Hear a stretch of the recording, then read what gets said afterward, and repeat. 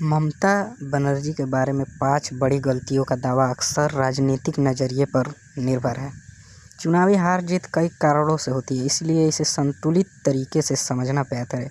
फिर भी राजनीतिक विश्लेषण में अक्सर ये 5 बातें चर्चा में आ गई हैं। पहला, कानून व्यवस्था पर सवाल। विपक्ष ने कई बार आरोप लगाया कि राज्य में कानून व्यवस्था कमज़ोर हुई, जिससे जनता के एक हिस्से में असंतोष बढ़ा। इन कानून व्यवस्थाओं की वजह से ममता का सरकार गिरने का ज़्यादा आशंका है। कानून व्यवस्था पे काफ़ी सवाल उठे। नंबर 2, विकास और रोजगार में नाकामी। ममता बनर्जी की सरकार पर आरोप लगता है कि बड़े निवेश, फैक्ट्रीज, कंपनी उतने नहीं आए जितने आने चाहिए थे। इससे नए जॉब्स कम बने। युवा वर्ग में नौकरी की कमी को लेकर नाराज़गी देखने को मिलती है। कई लोग दूसरे राज्य में काम ढूंढने जाते हैं। सरकारी नौकरी जैसे शिक्षक भर्ती में घोटाले, देरी की वजह से हजारों उम्मीदवार प्रभावित हुए। इससे भरोसा कमज़ोर हुआ। छोटे व्यापारियों की परेशानी काफ़ी रही। लोकल बिजनेस और एमएसएमई सेक्टर को उतना सपोर्ट नहीं मिलने का आरोप लगता है, जिससे रोजगार बढ़ने की गति धीमी रही। इंफ्रास्ट्रक्चर विकास धीमा। सड़क, इंडस्ट्रियल पार्क और बड़े प्रोजेक्ट की रफ्तार को लेकर भी आलोचना होती है, जिसका असर निवेश और जॉब्स पर पड़ता है। नंबर 3, विपक्ष का बढ़ता प्रभाव। मुख्य कारण, मजबूत नेतृत्व का उभरना। नरेंद्र मोदी और अमित शाह जैसे नेताओं की सक्रियता ने विपक्ष स्टेट लेवल पर रूलिंग पार्टी के खिलाफ को मजबूत किया।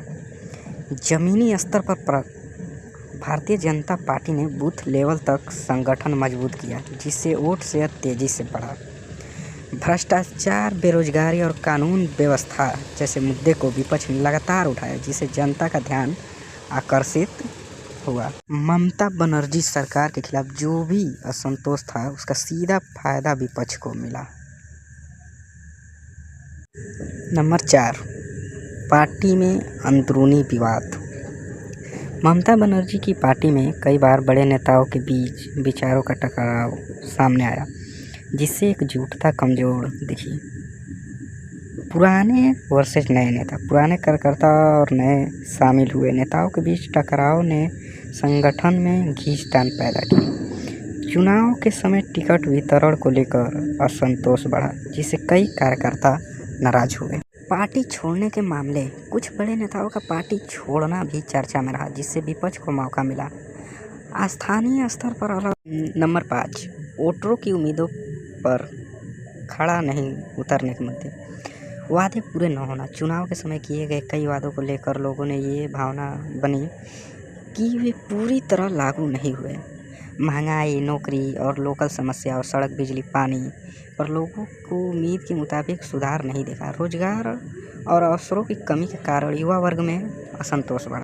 सरकारी योजनाएं होने के बावजूद कुछ लोगों तक उनका पूरा फायदा नहीं पहुंच पाया। ऐसी शिकायतें सामने आती हैं। कुछ लोगों का मानना है कि सरकार और जनता के बीच सीधा संवाद उतना मजबूत नहीं रहा। मुझे विपक्ष का एक विचार जो सबसे अच्छा लगा, उन्होंने एक ऐसी महिला को टिकट दिया कि जिनकी लड़की का अस्पताल में बड़ी बेरहमी के साथ रेप करके उन्हें मार दिया गया। क्या अगली बार ममता दीदी वापसी कर पाएंगी या विपक्ष ही फिर बाजी मारेगा?